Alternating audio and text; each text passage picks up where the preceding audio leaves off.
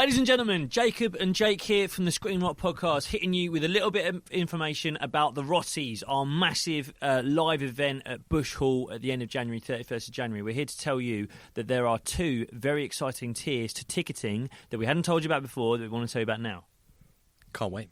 I thought you were going to just say, okay. All right, so... Yeah, basically, not just can you buy standard tickets, very reasonable price, where you get to see me and Jake do a live episode of the podcast. It could be absolutely mental, giving out awards for the best rot of 2024. There is also a royal box.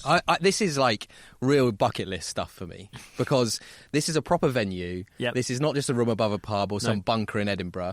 We got a call from the venue and said there's a balcony that holds a very select and small number of people, and it has a private bar.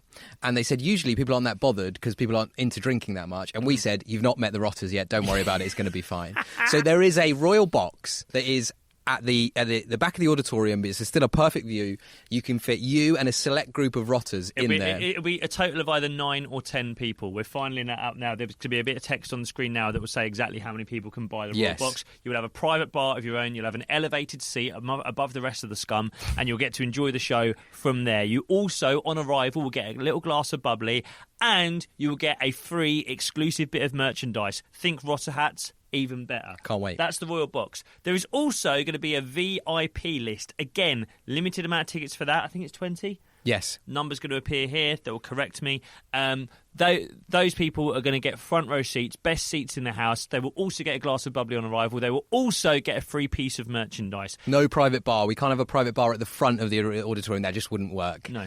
But those ticket tiers will be available. You can buy them. As we've said all along, Illuminati get first bite of the cherry. Those tickets go on sale on the 9th of December. Then the Freemasons get a bite of the cherry on the 10th of December. General sale, I don't think that will happen, but general sale will be the 11th of December. Thank you very much, guys. Enjoy this episode.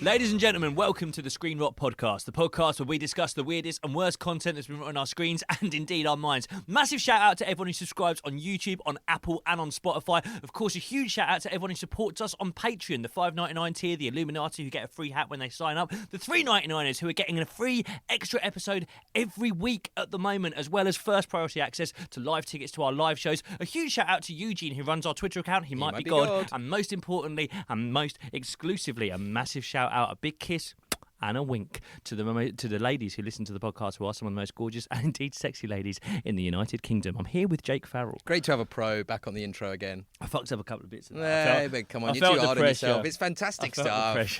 I felt the pressure. Welcome to the show, ladies and gentlemen. We hope you're good. We're here in the driving seat of the studio. Can I just say something that I noticed? Because a little peek behind the curtain into the workings of this podcast. By the way, I've got an energy drink. So, what could possibly go wrong with that? This is my 4th caffeinated drink of the day. Yeah, nothing could possibly go wrong with either your bowels or your brain. I wonder sometimes, I'm like, why do I have heart problems?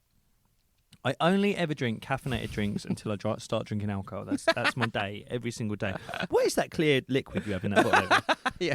What is that clear liquid in that Harrogate still water bowl? Yeah, that's weird, isn't it? You can have a taste of it afterwards. It might have. It looks like what we bath the children in. Anyway, I edit the clips of the podcast. Yeah. Just what I've noticed I've started doing. And I think this is where, because obviously we moved into this studio out of my spare room. Yes. And it's funny how, like, do you remember after the American election, when they elected their president, Trump? Yes. You and I were texting each other the next morning on our group chat, and we both, it was like, oh God, it's happened, they've elected him. But you and I both agreed, we were like, the idea of her winning now feels absolutely fucking mental. Yeah. Even though on the night before it felt like, God, anything could happen. Yeah, and obviously you're hopeful, right? Yeah, and like, the amount of people I spoke to who were like, yeah, surely, come on, she'll win. Yeah, exactly. And then as soon as the next morning happened, it was like as if she would have fucking. Of course they went for him. Yeah. Like, I feel a bit like that. Pardon me. I feel a bit like that about us filming in the spare room. I'm like, I cannot believe we were filming in the spare room. You look back on it and you're like, now, what were we doing? We've got a professional camera and like a studio space, which, let's be honest, it's not exactly a fucking film studio, but it's something. It's relatively soundproof, and your kids don't come in here. Yeah, exactly. 6 months ago, you were fighting a Bengal cat off of the cables we were recording the microphones with. We were shooting on my iPhone in the corner of my spare room. Once it was so hot, the camera shut down and we couldn't get it to work, so we had to move downstairs.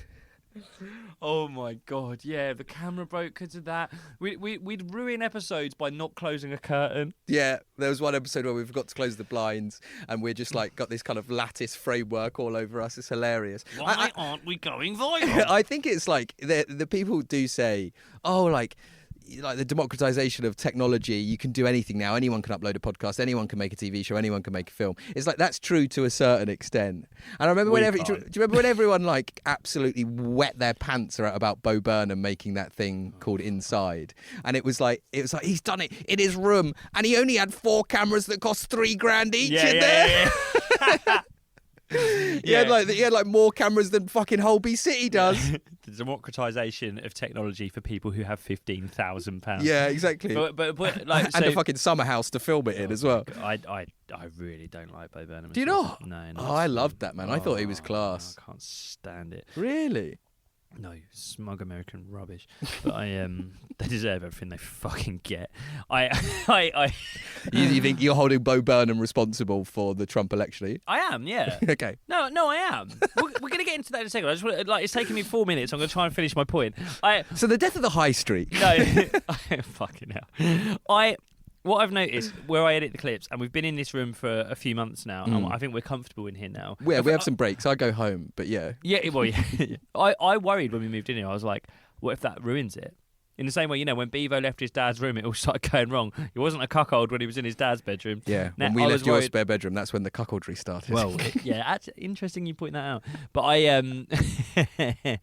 I've noticed that where we're comfortable, I lean like this a lot now. Mm-hmm. And what I have started doing, I put my arm around you quite a lot.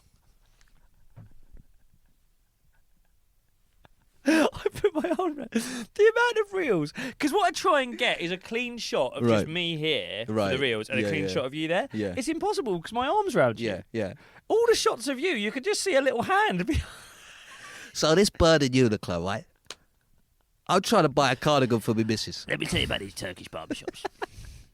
Range over there. Now, Bevo's not technically a cuck, right? Because he doesn't like watching it.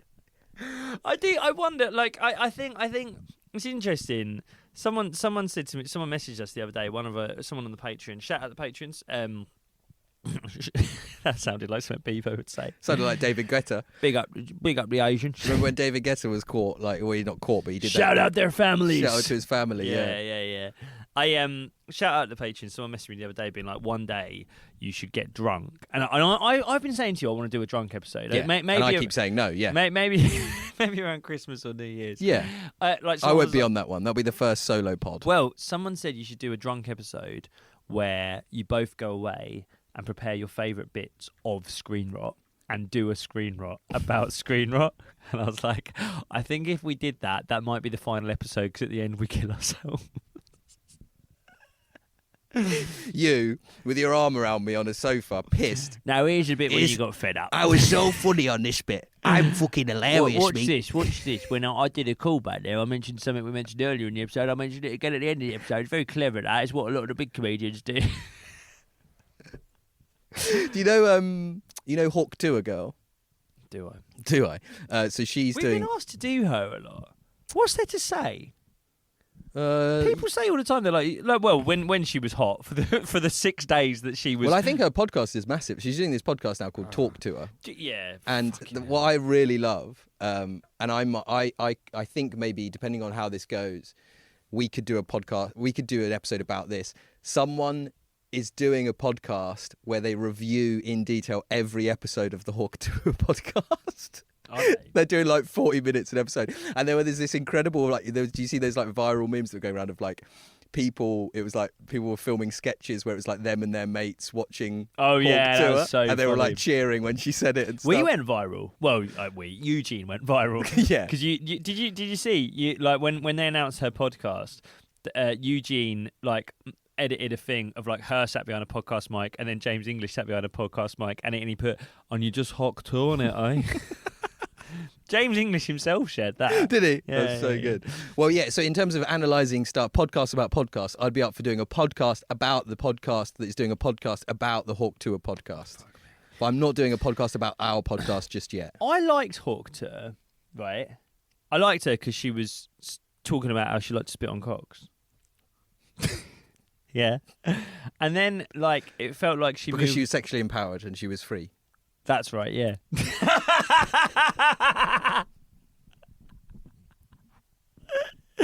And no, I'm not being dirty.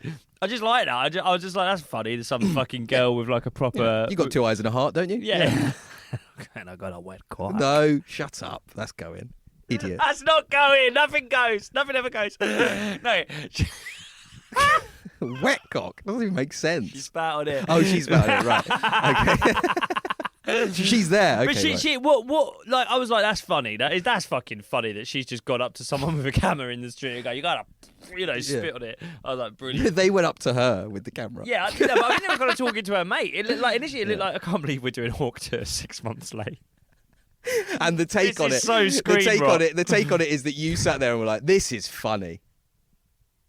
It's so screen. I would love a fucking little GoPro in the corner of your room. You watching her going, you got to Hawk Tour, spit on that thing. This is funny.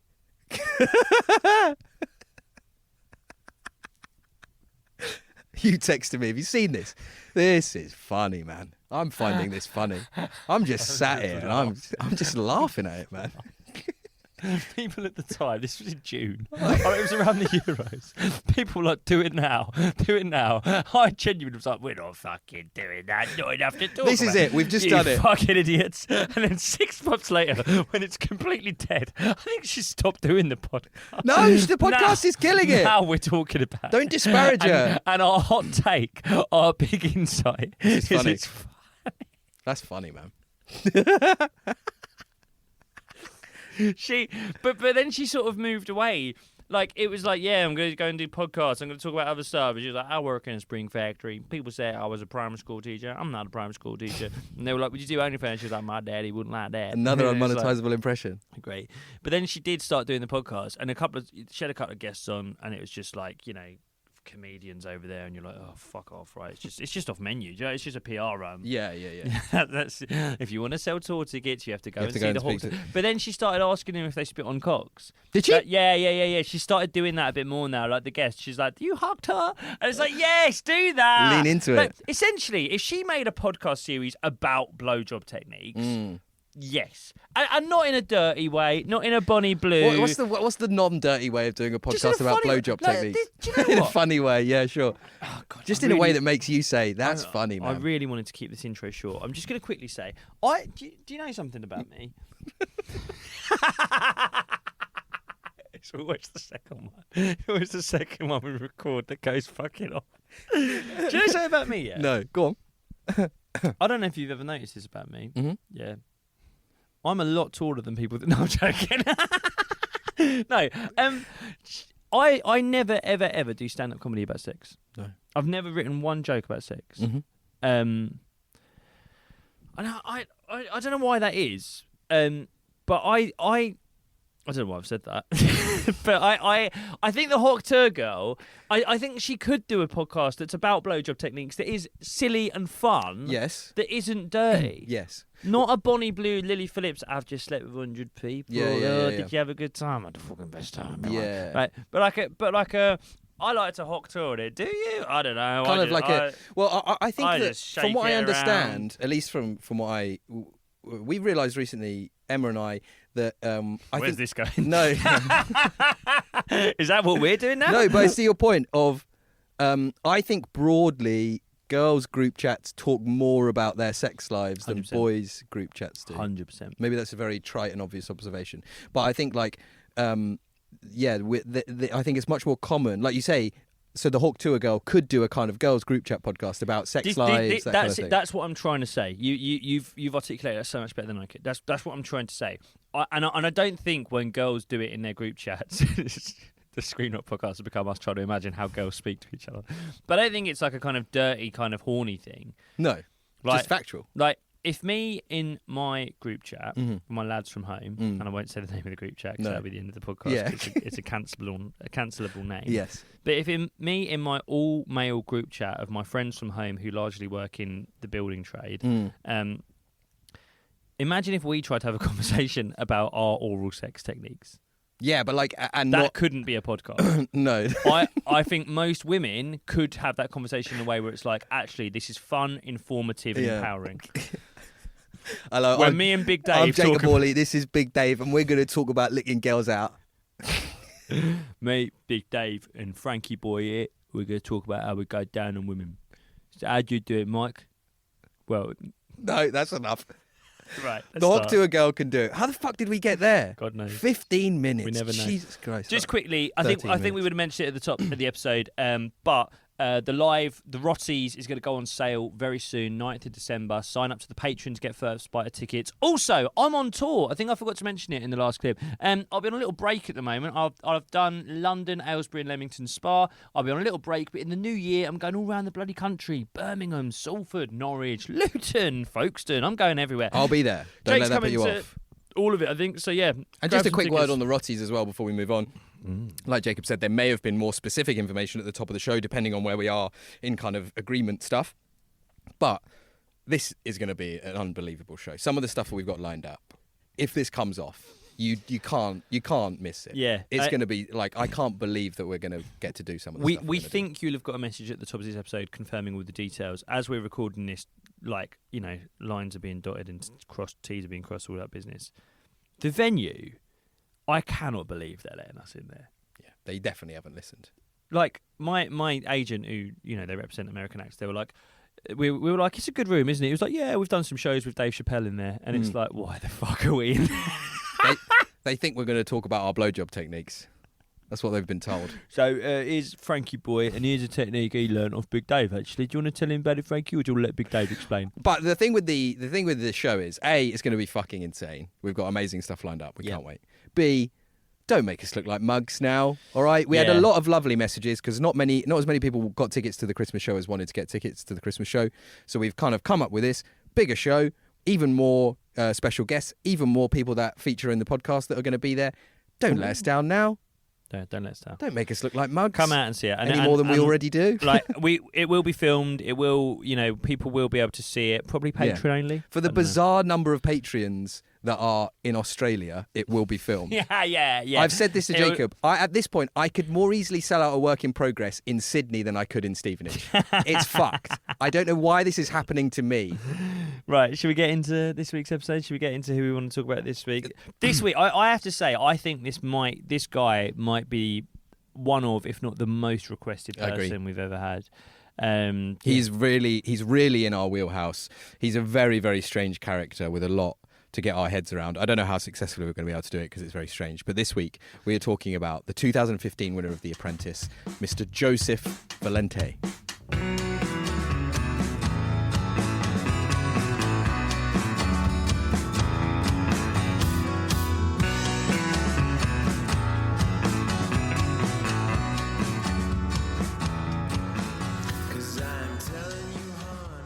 Oi, get on this. Joseph Valente is a businessman that talks like this and wears double-breasted suits. You reckon I should do all 50 minutes like this? It's a really good impression. It's not bad, is it? Really good. Another one. Add it to the list. Joseph Valente, for those of you who don't know, one of those weird ones that we do on here where he's kind of had two lives, really. He had the mainstream life where he was on The Apprentice in 2015 and... which is kind of mad. I watched a video that was like a 3-minute video that he made himself. That's insane. It was too long to watch, which is like my story so far. And it includes a bit from when he won The Apprentice. He's doing an interview with BBC News the day after, being like, I've won The Apprentice, I'm so excited. That was in 2015. That's not that long ago. Like, about 10 years ago, The Apprentice was such like momentous news. Like, oh, who won The Apprentice?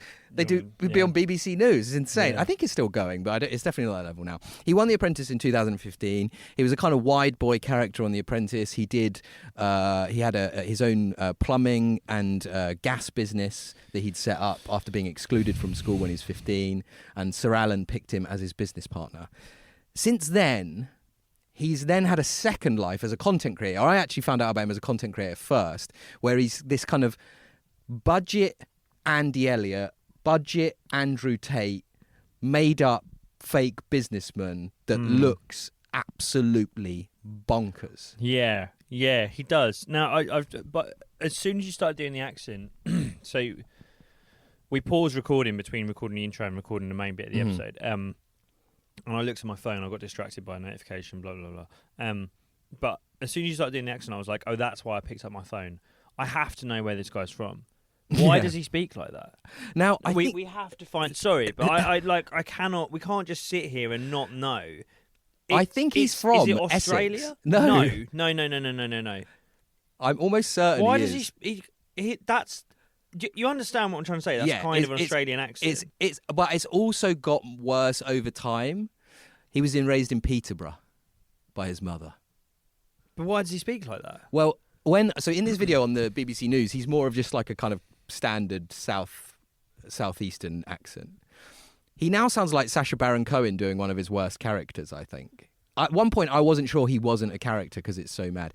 Peterborough does have that slight mad East of England vibe, you know, on the fens. No, I know. Yeah, I know. I used to work at River Island in Peterborough. Right. Get the train up. That's Australia. That's mental. What? Yeah. Did he not speak like that before then? No, he spoke just kind of much more normally. He looks much more normal as well. There's bits where he goes a bit Hong Kong. like honestly. That's what that I wasn't doing that.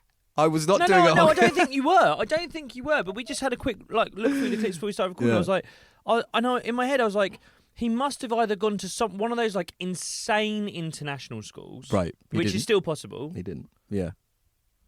or his parents travelled a lot when he was young. Nope.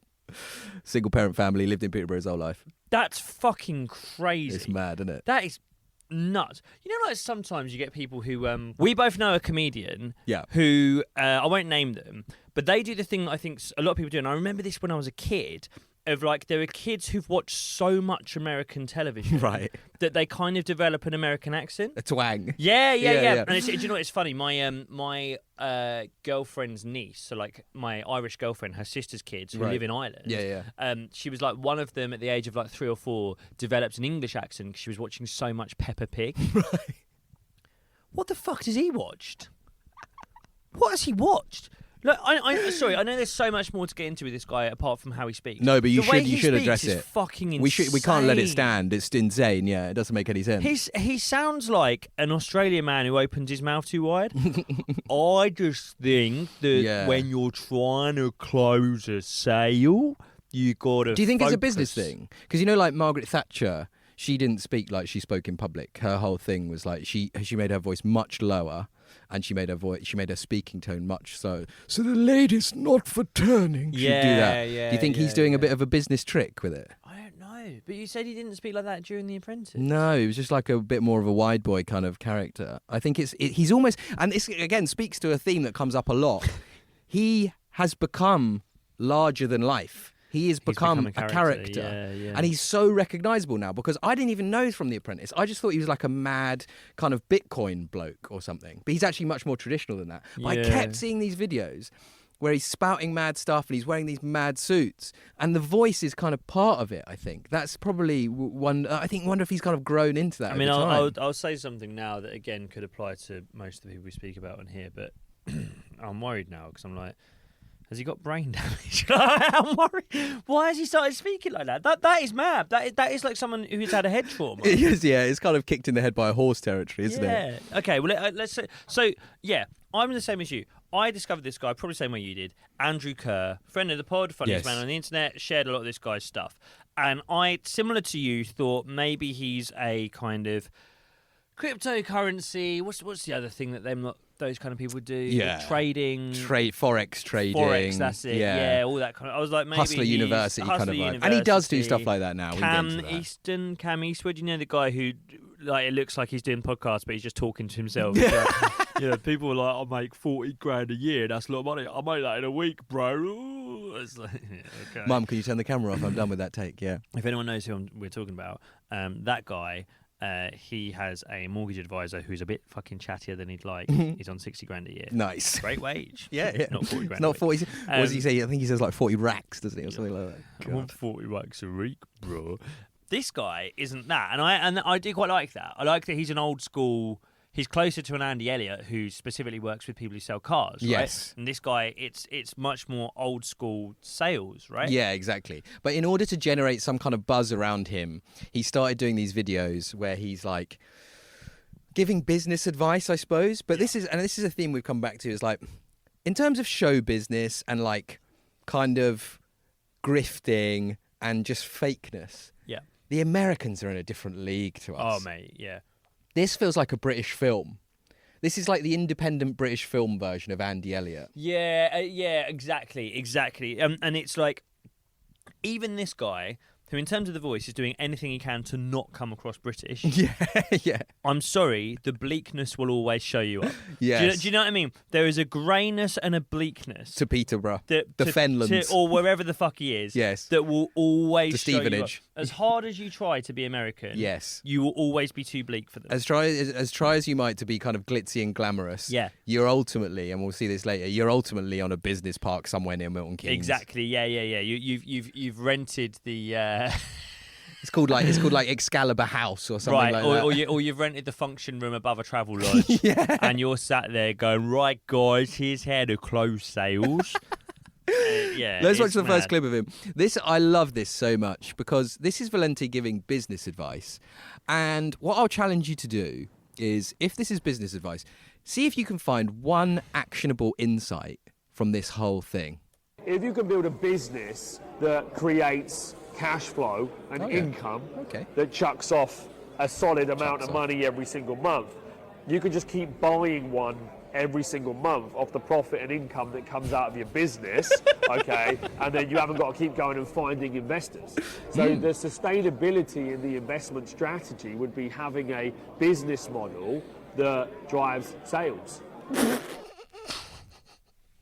Now, it's just simple, Jacob. Let me break it down for you. You're a businessman, but you probably don't know this, all right? You own two barbers. You're the owner and proprietor of two barbers. If you can create a business that creates enough profit, you could just buy another business.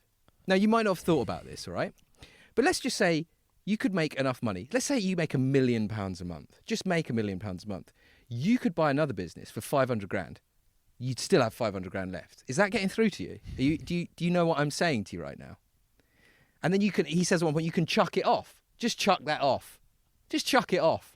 Now, if you can create a podcast where 1 million people listen to it, then you can just make another podcast. 500,000 people listen to it. And then you don't have to get investors. You don't need investors, because the original business, by the way, unspecified, just a business, that is making enough that you don't have to worry about anything else. Do you know, like, I watched that because that's a clip that he's put out. Yes. He was happy enough with that. Oh, no, yeah, that's perfect. That, like, I think the best thing about clips like that, when you know they haven't worked, is you're not sure why it stopped there.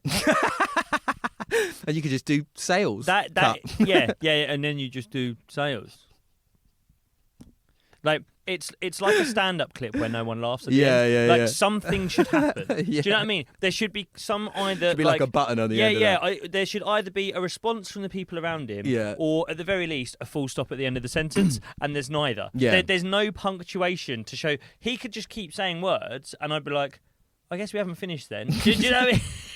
And then you could just do sales, which I guess means, in terms of investment, you could kind of focus more on profit. And then after you focus more on profit, I guess turnover increases. It's like he's learning. And then when turnover increases, I guess, in terms of your expenses, they're balanced out by the profit. Keep going if you want. Do you know what I mean? I'm imagining there's someone behind the camera going like, yeah. It's the conversational equivalent of doing 5 miles an hour just going round a roundabout constantly. Yeah. It's like, you haven't gone anywhere anywhere with this. You've just circled back round to the start of the point. Make another if you want. Like, I love stuff as well. There's quite a common thing on the internet that starts from an impossibly difficult to achieve premise. Yeah. All you need to do, if you buy 3 houses, you could live off the passive income. All right, how do I buy the 3 houses? Don't worry about that. Yeah. If you can reach 1 million people in a month on Instagram, you could live off that. Yeah, all right, how do I do yeah. that? Don't worry about that. You might as well just say, if you could just invent a magic money machine, you just have loads of money. How do I invent? I don't know. Yeah, don't know. Profit, it's investment. It's not about how you make the machine. No. It's about what you do once you've got the machine. You don't know how to make the machine? Take my online course. I'll tell you how. Do you know what you say that? You say that you're like, you'd be amazed by how many like actual business like courses is that are that.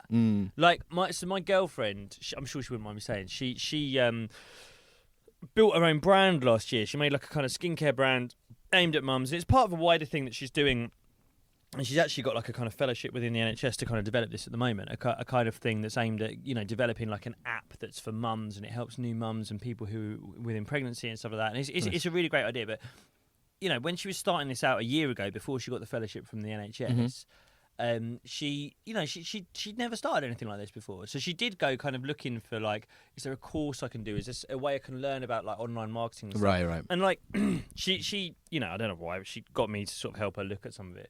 And the amount of people who were like, the key to unlocking sales is a mailing list. If you've got a mailing list, you can email your core audience and tell them to buy your products. And the key is to make that step between receiving the email and purchasing the product as short as possible. If possible, on the email, what you want to have is a button that says buy the product now. And that's all you need. Sign up to my course. I'll show you how to develop that. I'll show you how to write the email. I'll show you which website to use to create your mailing list, and then you can sell products to your audience. And you just want to hold your hand up and go, and who's the audience? Doesn't matter.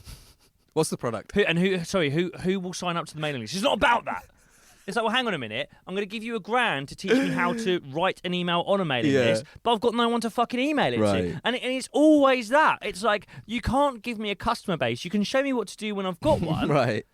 But the really hard bit is really hard. Which is getting people who are happy to receive a fucking email from you. Yeah. Can't help there, mate. Sorry. And I think that when you set that up in that business environment where you're teaching about that, if you can like pigeonhole the people that put their hand up and go like, sorry, what? If you can pigeonhole them as like ambitionless naysayers, as haters, that's when you're into a real winner. You position them. Okay, that guy doesn't want to succeed. Do you want to be like that guy? No, I don't. You position those guys as like haters, brokies, people who don't like successful people. And what you do, the trick that you do, and all of these people do this, it's proper like emperor's clothing. It's like, you position yourself as a successful person. How did I become a successful person? By making other people successful. It's the same as the Jake Humphrey thing. It's like, I just want to talk about how to do high performance. And what's your high performance? My high performance is talking about high performance. Joseph Valente, what is your business? My business is getting you to give me £200 to talk about business. But what is your business? No, it's that. Do you know what I mean? It's like the HS Tiki Toki thing. It's like, guys, why not learn how to make money like me? That's what he does. Right. All of HS Tiki Toki's content is to get you to sign up to his Telegram page, which I did, right? Yeah. As a little, you know, let's find out what's actually going on. Yeah, as part of my research. Once you're in the Telegram group, he's just constantly going, guys, come on, just sign up to my online course so that you can make money like me. It's like, but the way you make money is from me. Yeah. Unless this is just a full pyramid scheme. Which it is. Yeah. Where long term, I have to make my own Telegram group full of fucking idiots that give me £6 a month.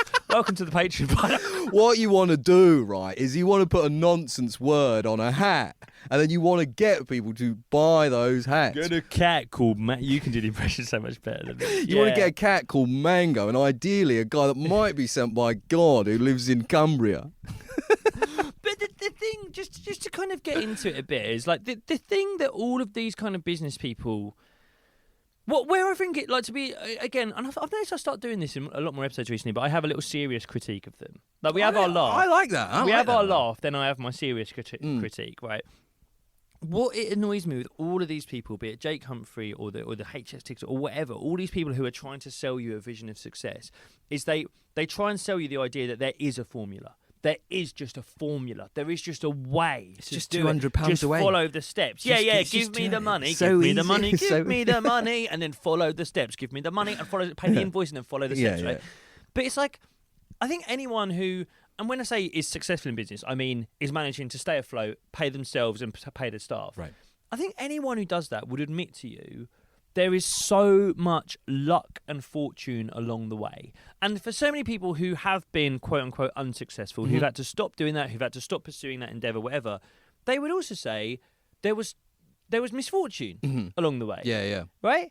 And I guess I hate the oversimplification of how to do this stuff because there's so many intangibles involved. And it's not as simple as following like two people who've both got great ideas for a business. And I'm not trying to position myself as I know what I'm talking about. As we've mentioned, not me and my mate have a little thing together, which like I would say is successful because we managed to pay staff. Matt, my business partner, managed to make a full-time living out of it. Yeah. For me, like, please don't think it's any like in terms of my like monthly income. It doesn't bring in any more than like 10 or 15% of my monthly income. Yeah. I don't take much money. I don't have a huge involvement in it. And you have to do like the books and other stuff, and like you're doing. Yeah, I do a lot of stuff for it, but it's also like this notion of like owning a business is completely passive income. I'm not trying to sit here being like I've got a Lamborghini parked outside, guys. Like, and here's why I can tell you that Joseph Valente is chatting bollocks. Yeah, we're making a loss on the hats, famously. Yeah, right, exactly. Yeah. We are no finance geniuses, but I guess what I do know from kind of 5 or 6 years of doing this thing with my mate is. So much of it is just about perseverance. Another big part of it is luck. Yes. And for anyone who would look at this guy and believe he's successful, it's like it almost shames them for not having the luck or the perseverance he's had. And also, like, perseverance is a privilege. Yeah. It's one thing that all these fucking guys, I really hate it. They bang on about, I'm the hardest worker in the room. I get up earlier than everyone else. I go to the fucking gym, then I go and work. And when I'm in the room, I work harder than everyone else in the room. It's like, you realise you're privileged to be able to do that. Yeah. Like, you realise, like, and like, again, it's not a funny point, but it's kind of a serious one. But I think it's something that gets so overlooked in this kind of, like, hustle culture society. It's like, if you're capable of being the hardest worker in the room, you're incredibly privileged. Yeah. Because it means you don't have external factors that stop you working that hard, like sickness, like people relying on you to do something else that's not working hard at that job. Like, it's that fucking like Pursuit of Happiness film with Will Smith. Yeah. Do you remember that? Yeah. It's like how he like a healthcare software salesman, something like that. And he like goes like he's homeless with the kid, kind of works his way up. But it's like that's bollocks. Like, do you know what I mean? It's like that wouldn't happen. Like, you'd have to put your children's welfare before your quote-unquote dream. Right, do you know what I mean? And you'd have to settle for a less right, and lucrative it's that job. word, settle. And it's like, actually, I feel like that's a braver and more courageous thing than mindlessly pursuing your dreams of fortune and money. And that's a function of, like, capitalism blames the worker for their inability to function within capitalism, right? Right, and it celebrates these vaunted individuals who have luck enough, or by the way, I mean, he's one of these as well. He's doing videos in rented Lamborghinis. He's doing videos in rented offices. Right. He's in Dubai for 2 days and he takes 500 pictures in 4 different outfits, I'm sure. So it's like, A, it's not as good as it looks, and B, it's like, it's your fault if you didn't do it properly. You didn't follow the steps correctly. You didn't work hard enough. You weren't devoted enough to this thing. And he's a function of that. And when it's a scam, that is always what it will be. There's some simple steps, but if you don't follow them correctly, there's nothing I can do to help you, right? That's what it always comes back to. Yeah. Should we watch the next video? Well, yeah, and this one is funny, because in the first one, he seems to be sat at some kind of table talking to people in some kind of business seminar environment, and you can't see those people, so you can't really see their faces. But he has these kind of like darting eyes. He has the darting eyes of a man who's expecting the police to come through the door at any moment. The darting eyes of a man who's filed some very dodgy tax returns. Yeah. Of a man who HMRC might take the shirt off his back at any fucking minute. The darting eyes of a man who has expensed every fucking bit of clothing he's wearing, and it takes one accountant to be audited, and he goes to jail for such a long time. He has the darting eyes of a man scanning for the nearest exit so he can get to Stansted Airport as quickly as he can. This one is a more traditional business seminar environment where he's kind of at the front. He's wearing an insane suit. This is actually slightly pre-glow up, but again, it's only 12 seconds long. But just think about what he's saying and think if you'd paid £300 to be here, how you would feel. The simplest way to get ahead in business is do what the competition won't do. And with a little bit of creativity, the game will absolutely change for you. The simplest way to get ahead in business is to do what the competition won't do. When I watched that for the first time, I had a weird instinctive thing where my brain just filled in him going, the being in business is to do what the competition won't do. And that's why I'm going to suck myself off in front of all of you. So I mean, like the incredible similarity between that and the scene in The Office where Brent is doing I mean, it's too much. Real. Also, drip check. Where the fuck did he buy that suit? Where did he buy that 3-piece plum tight suit from? And also, one thing he keeps doing that I couldn't help but notice in there, and maybe it's because I stand in front of people who are sat down quite a lot, he keeps walking like to the side and behind. Yeah, he's by the snack table at one point. Yeah. I kept thinking, where are you going?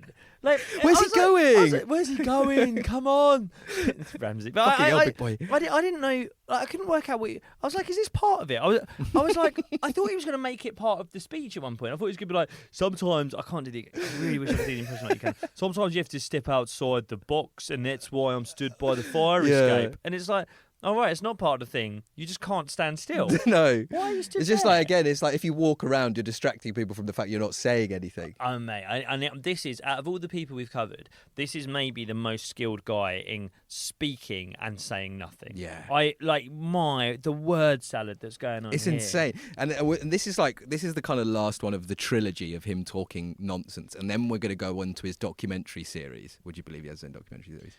And this one, Andrew Kerr posted directly, and it's him and he's doing business chat with some colleagues, but he's on the train and he's clearly in the quiet garage. Once upon a time, 10 years ago or whatever, people were happy just to continue to fucking grow feeding in businesses that just weren't making any money. But then people get lost in the fact that ultimately the aim of the game is to return to profit, and the big reason that private equity won't actually buy any business is always about cutting out costs to make it more profitable. So it is always about profit. So you get carried away in growing it. Yeah. But profit is key. Yeah. Profit is key. The fact that someone had to help him with that at the end, he's like, you get carried away with growth, and then he was like, profit is key. Thanks, mate.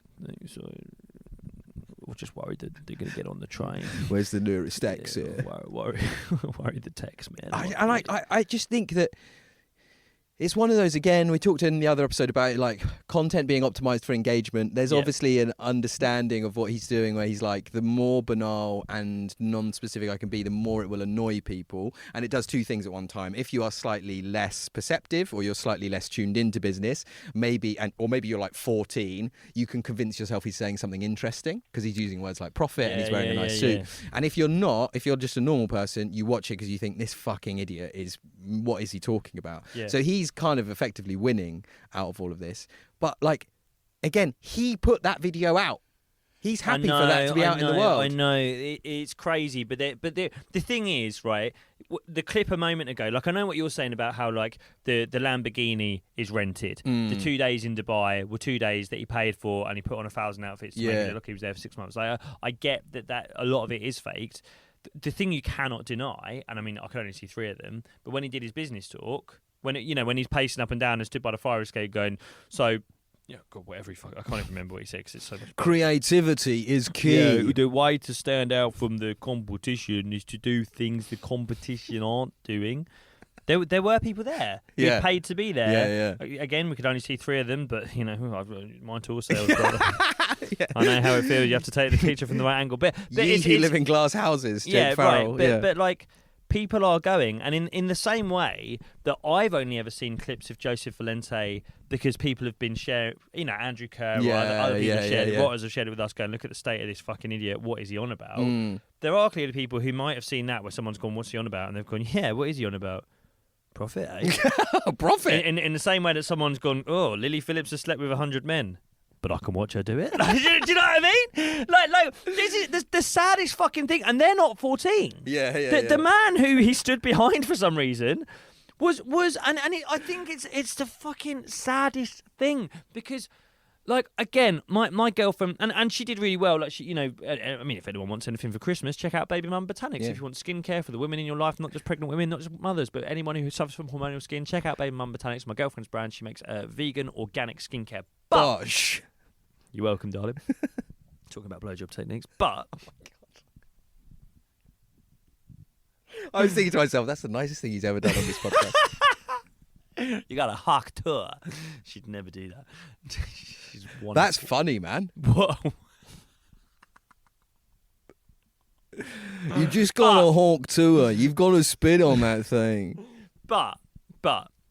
My girlfriend, when she was in a position of vulnerability, she had some savings and she wanted to start her own business, she could have got sharked by this fucking guy. They're sharks. And this is the thing. It's like all these guys who have got these pyramid schemes of just give me £200 a month and I'll tell you how it's not really about growth, but profit is key. Is it key? It's key, yeah. Like...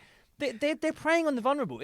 Are we doing something very dangerous here? Because we've obviously got a lot of the people that listen to this podcast are emotionally vulnerable graphic designers that live in Zone 2 that want to make a quick buck. In the same way, we're putting them in front of him. Bonnie Blue had never had a more profitable week than when we spoke about her at the start of the big AJ and the Justice show. Right? Joseph Valente was suggested in the Rotters group chat. Do you reckon the first person that posted about Joseph Valente in the Rotters group chat was posting it as like, I found a way to make us all rich?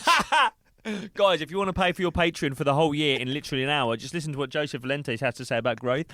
No, I don't think any of our followers are stupid enough to get sucked in by this stuff. But in the same way, do you ever get cold callers on your phone? Yeah. Right. And a lot of the time it'll be a kind of computer at the start. It'll be like, please hold to speak to HMRC, right? I will hold. And I wait till the human speaks. Right. And I lead them down the path a bit and I go, oh, right. I need my bank details. And they'll be like, yeah, get your bank details. And I'll be like, right, I'll just read out my card number to you, yeah? And they go, yeah. And then, I don't mind admitting, I get violent and I get nasty. And I go, if I ever find you, I'll slit your fucking throat, you dirty little cunt. Do you know why I do that? Because do you know who they get? Because you want to be arrested. You're desperate to be arrested for threatening violence from people. There's HMRC agents all over their call centres. Oh no, it's him again. Put a tracker on the phone. Cough me.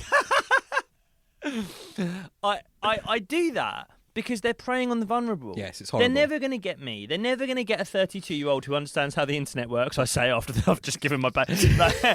What they're going to get But they're very sophisticated, though. And like I remember my granddad got done by them once. And it's like truly horrendous stuff. That's why I threaten them with death. Because they're getting your granddad. You're doing a vital public service. Because I love your granddad, Roy. I'd never met him, but I've heard you do material about him 400 times, and I've now developed an innate love for him. But no, it's because they're... And it's why, like, I can have a laugh about the way Valente speaks. I like the darting eye stuff. I think his suits are fucking insane. And I will laugh at it. But I do also, in the same way that my girlfriend had a little bit of savings and was desperate for help and was vulnerable to people trying to sell her fucking mailing list tutorials. Yeah. Like... These guys are getting vulnerable people. Cam Easty, whatever his fucking name is, the guy who sits there going, I made 40 grand in a week, bro. The idiots that are signing up to his stuff, they're idiots, and you can go, ha, idiots, or you can go, oh, for fuck's sake, these poor idiots. No, I'm not. I mean, like, I think there's you're probably right. Maybe it was unfair to people in some ways that sign up for that stuff because underlying any of it, there is either a, like, whoa, I don't really want to do any work, so this looks like a way of not doing any work and still earning loads of money. Which my lazy fucking idiot of a girlfriend was doing. Yeah, exactly. Fed up with the midwifery stuff. If you want to give them a pay rise, don't fucking bother. They're sat there trying to sign up to business schemes on their breaks. She hasn't delivered a baby in weeks. She's sat there making skincare in the staff room. That Baby Mama Botanics plug is going to really do fine now. And then but the second, right, is when there's like you say, there's a desperation or a need, right? And people are in this desperation and need more so than ever because the economy doesn't really work. Yeah. You can't really have a normal job and rent. You might have to have 2 or 3 normal jobs and rent. Do you know what I mean? Yeah. It's like you couldn't work in Sainsbury's or wherever now and have a kind of comfortable normal life. And so these people, there's more people that are susceptible to That's what I'm saying. Like the people who are signing up to the Joseph Valente courses, they're not people making 60 grand a year from a decent job. No. They're people in low paid jobs who can't see any other way apart from this insane fucking bloke bursting out of his suit, his eyes rolling around in his skull, speaking in an accent that's somewhere between Peterborough, fucking you and Valente, Perth and Hong Kong. You and Valente are going to end up inside together. You're going to be on the same cell block. What are you in for, brother? I threatened a load of people that were ringing me up. What are you in for? Oh, I was doing dodgy courses. The people trying to sell skincare. Do you want to start a podcast? Should you watch one more clip? Yeah, the last... Let's start watching his documentary. Yeah, just do one clip from this, because the last one is too on the nose. He does a clip where, as a kind of training for his sales staff... Oh, no, I want to watch the last one. You want to watch do you want to skip straight into the last one? Let's skip straight into the last one. So they're both from the same documentary? It's from a documentary. The documentary is unbelievably called Unfinished Business, which is so funny. That is so funny. In the way that there's in the American Office, Michael Scott says he's going to call his biography "Somehow I Manage," which I love. And this is Unfinished Business, and he's doing some training with his staff, and he's showing them a piece of popular culture in order to train them. Now, if you have one guess before we play this, what piece of popular culture do you think he's playing in order to train them to be better salespeople? No, there's a really important point there he just made. Can anybody guess what it is? Telephones. I'm going to let you on a little secret about It's the Wolf of Wall Street, if you're wondering. This bit. They're not going to dial themselves. Okay? They're just worthless hunks of plastic. They're all just stood around in a business park watching the Wolf of Wall Street. Why are they stood up? My killers will not take no for an Jaws. He looks like his jaw is going a bit there, isn't it? Not hang up the phone until their client either buys or fucking dies. That's what you want your salespeople to be like. Jaws going a little bit, isn't it? Natalie, is that your favourite film? So I want to roll with this sales manager's blueprint now moving forward. So you've got this each morning, every morning. So now you mention it. I can't believe I've not noticed this before. This thing where he's turned up to the sales team and they're all stood around looking slightly awkward as he makes them watch The Wolf of Wall Street. He does have a somewhat, shall we say, manic energy. It's the cokiest thing I've ever seen in my fucking life. He's on gear. Do you reckon? Allegedly, mate, he is. Oh my god, he's on coke. Allegedly, he is on coke. Allegedly, he is living like you know, like there will be a guy at the afters at 2 a.m. who's got a business idea. Yeah. This is what happens when that guy never goes to bed. This is what happens when that guy starts the business. Yeah, he ends up on fucking industrial parks, hired in as some kind of insane like consultant, gurning his face off, being like, "Now watch the really clever bit in The Wolf of Wall Street." This is the fucking. Is it Scorsese? Yes. God, he has so much to answer for. He does. Like, there is a whole. We've spoken about this before. I know, but it was 50 episodes ago, so we can make the same. No, but you're right. But like the amount of people who work in like sales, and when I say sales, like just simple sales, who because of that fucking film, they think they're rock stars. That like look at the people watching that stood up in a fucking like above a travel lodge in Darlington. In a conference room. They look terrified as well. They look terrified. Why they stood up? It's the equivalent as well in terms of like, that is like him turning up and being like, watch this in order to be better salespeople. That's like you turning up, putting an episode of Off Menu on the big screen, just standing around going, look at this. We need to do more like this. We want to do more like this. It's like, what are we talking about? It's insane. But then, like, it's fiction. I know it's based on truth. Yeah. It's a film. Yeah. It's actors. Like, that's not supposed to be a business tutorial. If I did go into, I don't know, imagine there was a university course about podcasting. I reckon we're 2 years away, brother. Yeah. Imagine there was, you're right? And they did go, hey, you do a podcast. Do you want to come in and teach podcasting? And I showed the Off Menu podcast. that would be nowhere near as bad as if I showed them a fictional film with actors pretending to do a podcast, which is what he's done. Also, like the Wolf of Wall Street, like when you read about like the making of it, they were trying to make a really tragic film about a drug addict who lost his family and ruined his whole life. Yes. Right? I do think what probably happened is they went, "Oh, Leo does look like he's having a fucking good time, though, doesn't it? What's going to sell more?" Yeah, exactly. And which memes do we remember? I remember they were exactly. The memes. I'm not fucking going anywhere. Yeah, exactly. Or Margot Robbie, fucking exactly. legs akimbo, foot on his shoulder. Is it right? the bit at the end where he looks sad for like a minute? No. Yeah. He had a really good time crawling out of the Ferrari on drugs. Exactly. They went really out of their way to be like, we're not trying to glamorize it. We're not glamorizing it. That's the last thing we do. And like you say, all of it now is just him in this kind of rock star environment shouting at people. Yeah. Maybe we need to bring him in as some kind of outside consultants for the podcast. Valente. What would he say? Ramp up I just want you boys to get to the Rotties. And we're going to get people in. It's going to be £200 a ticket. That's what we're going to do. Don't focus too much on growth. Just profit. What does that mean? Stop selling the fucking hats, you imbeciles. Costs more than £6 to buy and send a hat. And does you're it do charging them how much a month? £6. I don't know. I'm going to get my maths guy to look into that. Hopefully we've explained Valente a little bit. I think there's an air of sadness. I know people wanted us to 2-foot him, and I feel like we have, but there's an air of sadness as well. I think like the darting eyes, the fear that's clearly on display, and the fact that he's on coke, allegedly, it's a bit more tragic than we know.